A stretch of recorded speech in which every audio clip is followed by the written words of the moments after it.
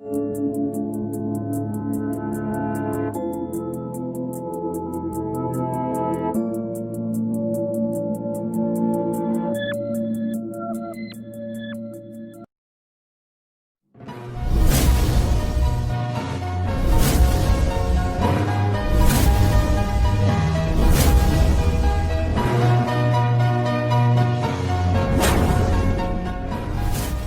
akan mendengarkan pembacaan Alkitab versi terjemahan sederhana Indonesia yang diakronimkan sebagai TSI. Mengapa TSI? Seperti yang dikutip dari www.albata.info, terjemahan sederhana Indonesia atau TSI adalah hasil penerjemahan dari Yayasan Alkitab Bahasa Kita ataupun dikenal sebagai Albata.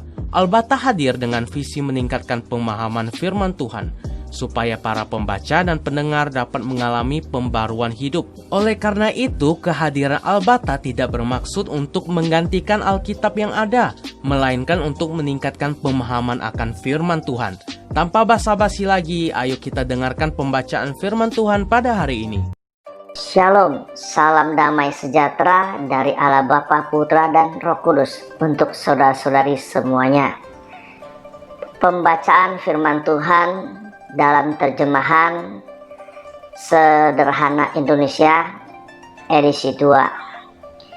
Kitab Injil Yohanes. Kristus datang ke dunia ini.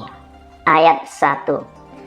Pada mulanya sebelum dunia ini diciptakan, Dia yang disebut Firman sudah bersama dengan Allah, dan Firman itu juga adalah Allah. Ayat 2. Dari permulaan, Dia sudah hidup bersama Allah. Ayat 3. Allah menciptakan segala sesuatu melalui Dia, dan tidak ada satupun yang diciptakan oleh Allah tanpa Dia yang bernama Firman. Ayat 4. Di dalam diri Firman itu ada kuasa yang memberi kehidupan kepada semua makhluk. Dan kuasa kehidupan itu adalah seperti terang yang bisa menerangi hati manusia. Ayat 5. Jadi firman itu juga disebut terang dunia. Dia bersinar di dalam kegelapan, dan kegelapan tidak bisa menutupi cahayanya. Ayat 6. Pada waktu yang sudah ditetapkan Allah, Dia mengutus seorang yang bernama Yohanes. Ayat 7. Untuk mengabarkan tentang Dia yang disebut Firman. Dan melalui pemberitaan Yohanes ini, setiap orang mendapat kesempatan untuk percaya kepada Dia yang menerangi hati manusia itu. Ayat 8. Yohanes sendiri bukanlah terang dunia itu, tetapi dia diutus untuk memberitakan kabar tentang terang itu. Ayat 9. Pada waktu itu terang yang sesungguhnya sedang datang ke dunia ini. Dia adalah terang yang benar-benar bisa menerangi setiap hati manusia. Ayat 10. Dari mulanya Dialah yang disebut Firman sudah berada di dalam dunia ini. Dunia ini diciptakan oleh Dia, tetapi orang-orang yang ada di dalam dunia ini tidak mengenal Dia. Ayat 11. Dia datang kepada bangsa yang sudah dipilihnya, tetapi sebagian besar dari mereka tidak mau percaya kepadanya. Ayat 12. Tetapi kepada setiap orang yang menerimanya, Dia memberikan hak untuk menjadi anak-anak Allah. Yang dimaksud dengan mereka menerima Dia adalah bahwa mereka percaya kepadanya. Ayat 13. Mereka menjadi anak-anak Allah bukan karena mereka dilahirkan melalui kelahiran biasa. Dan hal itu bukan karena keinginan atau rencana manusia, tetapi Allah sendiri yang menjadikan mereka sebagai anak-anaknya. Ayat 14, jadi firman itu sudah menjadi manusia dan tinggal bersama-sama dengan kita. Sebagian dari kita sudah menyaksikan kemuliaannya, yaitu kemuliaan sebagai anak satu-satunya dari Bapa. Kita mengenal semua kebaikan hati Allah kepada kita melalui firman itu, dan Dia sangat layak untuk dipercaya. Ayat 15, waktu Yohanes memberi kesaksian tentang firman itu, dia berkata dengan suara keras, "Inilah Dia yang saya maksudkan waktu saya berkata, Dia yang datang sesudah saya jauh lebih penting dari saya, karena jauh sebelum saya dilahirkan Dia sudah ada." Ayat 16, benar sekali, firman itu sangat layak untuk dipercaya, dan melalui Dia kita terus-menerus menerima bukti kebaikan hati Allah kepada kita. Ayat 17, memang Allah memberikan hukum Taurat kepada kita melalui Nabi Musa, tetapi kita sudah menerima bukti kebaikan hatinya dan ajaran benar yang pantas kita percaya melalui Yesus yang adalah Kristus. Ayat 18, tidak ada seorang pun yang pernah melihat Allah kecuali Dia yang adalah anak satu-satunya dari Bapa. Dialah yang paling dekat dengan Bapa, dan Dia sendiri pun adalah Allah. Dialah yang memperkenalkan Allah kepada kita. Yohanes Pembaptis memberi kesaksian tentang Yesus.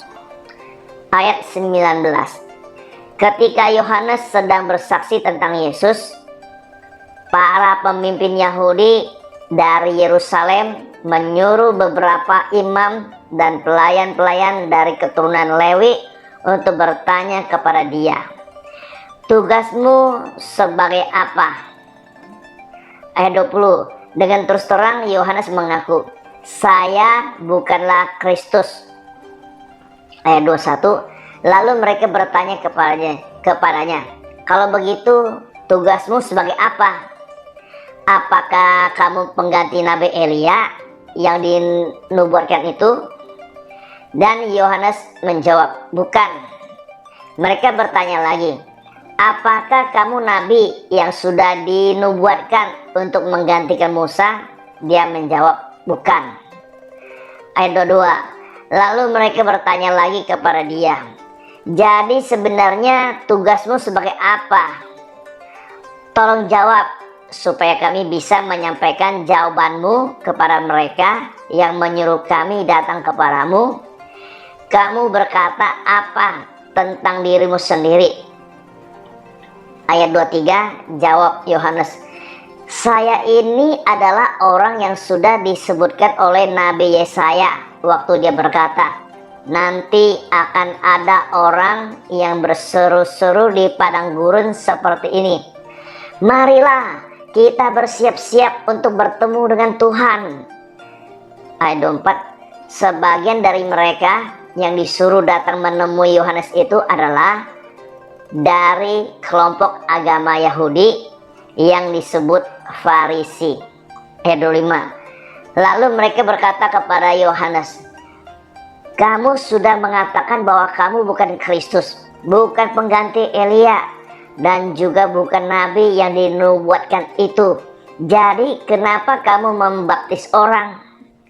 Ayat 26, kemudian dia menjawab, "Saya membaptis dengan air, tetapi di tengah-tengah kalian ada seorang yang belum kalian kenal." Ayat 27, dialah orang yang datang sesudah saya, Saya tidak pantas untuk melayani dia, sekalipun hanya untuk membuka tali sandalnya. Ayat 28, semua itu terjadi dekat desa Betania, di tempat di mana Yohanes membaptis. Yesus adalah anak domba Allah. Ayat 29, pada hari berikutnya Yohanes melihat Yesus datang kepadanya. Lalu Yohanes berkata kepada orang-orang yang ada di situ, lihat, dia itulah anak domba Allah. Dialah yang akan menghapuskan dosa orang-orang di dunia. Ayat 30, dialah yang saya maksudkan waktu saya berkata, dia yang datang sesudah saya jauh lebih penting dari saya, karena dia sudah ada jauh sebelum saya dilahirkan. Ayat 31, dulu saya sendiri juga tidak mengenal dia, tetapi Allah mengutus saya untuk membaptis orang-orang Israel dengan air, supaya mereka bisa mengenal dia, bahwa dia adalah Kristus. Ayat 32-34, dan Yohanes berkata lagi, dulu saya tidak mengenal siapa Kristus itu, tetapi Allah yang mengutus saya untuk membaptis orang-orang dengan air sudah memberitahukan kepada saya seperti ini, engkau akan melihat Rohku turun ke atas seseorang dan tinggal di atasnya. Dialah yang akan membaptis dengan Rohku. Lalu Yohanes berkata lagi, dan saya sudah melihat hal itu. Saya melihat Roh Allah turun dari langit seperti burung merpati dan hinggap di atas dia. Oleh karena itu, saya bersaksi kepada kalian bahwa benar dia itulah anak Allah. Yesus memilih murid-muridnya yang pertama. Ayat 35, pada hari berikutnya Yohanes Pembaptis berdiri lagi di tempat itu bersama dengan kami, 2 orang dari murid-muridnya. Ayat 36, waktu dia melihat Yesus sedang lewat, dia berkata, lihat, itulah dia, anak domba Allah.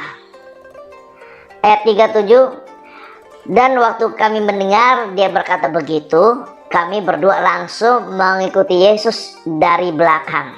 Ayat 38, ketika Yesus berbalik dan melihat kami sedang mengikutinya, dia bertanya, cari apa? Kami menjawab, Rabi, tinggal di mana?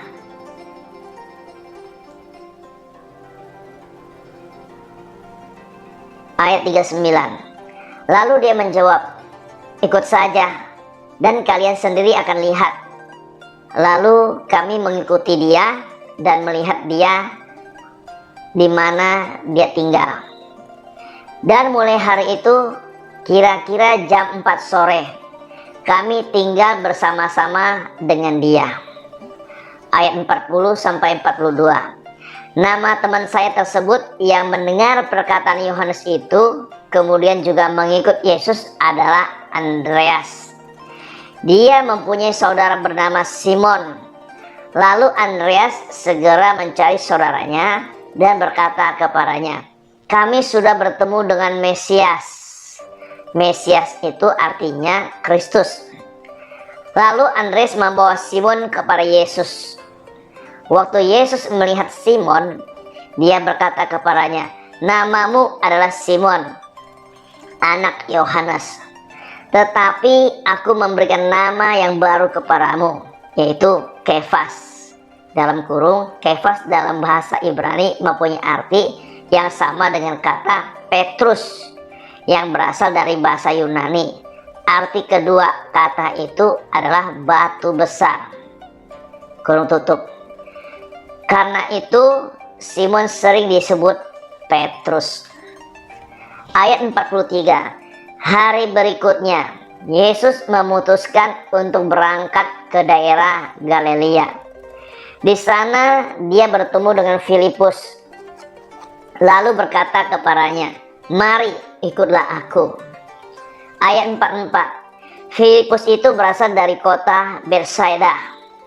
Andreas dan Petrus juga berasal dari kota itu. Ayat 45. Sesudah itu Filipus mencari Natanael dan berkata kepadanya, kami sudah menemukan orang yang dinubuatkan oleh Musa dalam buku hukum Taurat dan juga yang dinubuatkan oleh para nabi. Dia adalah Yesus, anak Yusuf dari kampung Nazaret. Ayat 46. Kata Natanael kepada Filipus, apakah mungkin seorang yang baik bisa berasal dari kampung itu? Lalu Filipus menjawab, mari dan lihat sendiri. Ayat 47. Waktu Yesus melihat Natanael sedang datang, dia berkata tentang Natanael kepada kami, lihat, dia ini adalah orang Israel yang sejati, yang tidak mungkin menipu. Ayat 48. Natanael bertanya, bagaimana Bapak bisa tahu tentang saya? Lalu jawab Yesus kepadanya, sebelum Filipus memberitahukan tentang aku kepadamu, aku sedang melihat kamu sedang duduk di bawah pohon ara. Ayat 49. Lalu Natanael berkata kepadanya, Yesus, Guru, engkau adalah anak Allah, Raja orang Israel. Ayat 50. Dan Yesus berkata kepadanya, apakah kamu percaya hanya karena aku berkata kepadamu bahwa aku sudah melihat kamu duduk di bawah pohon ara? Nanti kamu akan melihat hal-hal yang jauh lebih ajaib daripada itu. Ayat 51. Lalu Yesus berkata lagi kepada dia dan juga kepada kami semua yang ada di situ, apa yang aku katakan ini memang benar. Kalian akan melihat langit terbuka dan malaikat-malaikat naik turun melalui Anak Manusia, yaitu aku. Haleluya, Tuhan Yesus memberkati.